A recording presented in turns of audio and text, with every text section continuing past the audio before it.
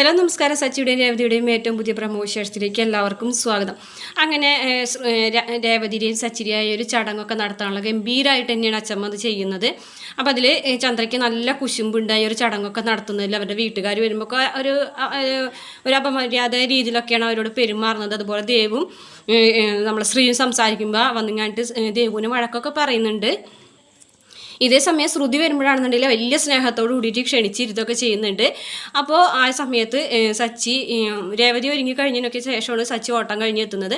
അപ്പോൾ നമ്മൾ ശ്രുതിനെ ആണെന്നുണ്ടെങ്കിൽ സച്ചി കണ്ടിട്ടില്ല. ശ്രുതി കല്യാണം കഴിക്കാൻ പോകുന്ന പെണ്ണെന്നുള്ള രീതിയിൽ കണ്ടിട്ടില്ല. അതിന് മുമ്പ് ഹോസ്പിറ്റലിൽ വെച്ചിട്ട് അതിലൊരു ഇഷ്യൂ ഉണ്ടായപ്പോൾ മാത്രമേ കണ്ടിട്ടുള്ളൂ. പക്ഷെ അതാണ് ശ്രുതി കല്യാണം കഴിക്കാൻ പോകുന്ന പെണ്ണെന്ന് മനസ്സിലായി. അങ്ങനെ സച്ചി വരുന്ന സമയത്ത് ശ്രുതിനെ അങ്ങനെ കാണുകയാണ്. അപ്പോൾ ശ്രുതിനെ കാണുമ്പോൾ പെട്ടെന്ന് തന്നെ സച്ചി ഞെട്ടിപ്പോവുകയാണ്. അപ്പോൾ സച്ചി ഇങ്ങനെ പെട്ടെന്ന് ശ്രുതിനെ നോക്കിയിട്ട് പറയുന്നുണ്ട്, ഈ ഫ്രോഡ് എന്താ ഇവിടെ എന്ന് ചോദിക്കുകയാണ്. അപ്പോൾ എല്ലാവരും ഞെട്ടിപ്പോവുകയാണ്. കാരണം ശ്രുതി കല്യാണം കഴിക്കാൻ പോകുന്ന പെണ്ണാണെന്നുള്ളത് സച്ചിക്ക് ഒഴിച്ച് ബാക്കിയുള്ളവർക്കൊക്കെ അറിയാം. അപ്പോൾ പെട്ടെന്ന് അങ്ങനെ ചോദിച്ചപ്പോൾ എല്ലാവരും ഒന്ന് ആകെ അമ്പരപ്പോട് കൂടി സച്ചിനെ നോക്കുകയാണ്. അല്ല, ഈ ഫ്രോഡ് എന്താ ഇവിടെ എന്ന് വീണ്ടും ചോദിക്കുകയാണ് കേട്ടോ.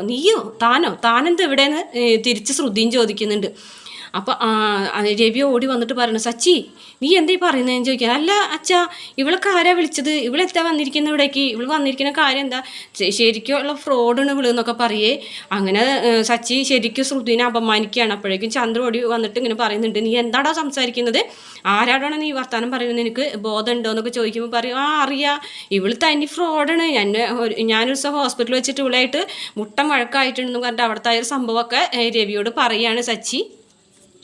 അന്നേരം രവി തന്നെ പറയുന്നുണ്ട്, സച്ചി അത് ശ്രുതി കല്യാണം കഴിക്കാൻ വന്ന പെൺകുട്ടിയാണ് ശ്രുതി എന്ന് പറയും.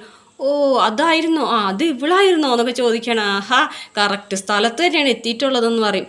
പറ്റിയ ആൾ തന്നെയാണ് കണ്ടുപിടിച്ചിട്ടുള്ളത്. നിനക്ക് കിട്ടേണ്ട ആളെ തന്നെ നിനക്ക് കിട്ടി എന്നൊക്കെ ശ്രുതിനെയും കളിയാക്കി പറയുന്നുണ്ട്.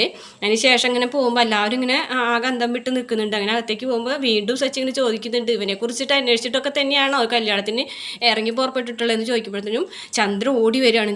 നീ മിണ്ടാണ്ട് എന്നടാ, നീ പോയടാ, നിൻ്റെ കാര്യം അന്വേഷിച്ചെന്നൊക്കെ പറഞ്ഞിട്ട് ഓടിക്കുകയാണ്. കാരണം ശ്രുതിനെക്കുറിച്ചുള്ള രഹസ്യങ്ങളൊക്കെ അവിടെ വെച്ച് സച്ചി പറയുമോ എന്നുള്ളൊരു പേടിയിൽ തന്നെയാണ് കേട്ടോ. എന്നിട്ട് ശ്രുതിയുടെ അടുത്ത് വന്നിട്ട് പറയുന്നുണ്ട്, സോറി മോളെ, അവന് ഇങ്ങനെയാണ് സംസാരിക്കാൻ അറിയുള്ളൂ, ഒരു മാനേഴ്സ് ഒന്നും ഇല്ല എന്നൊക്കെ പറഞ്ഞുകൊണ്ട് തിരുത്തുന്നുണ്ട്. എന്തായാലും എല്ലാവരും മുന്നിൽ വെച്ചിട്ട് ശ്രുതി അപമാനിക്കപ്പെടുന്നുണ്ടായ ഒരു സമയത്ത്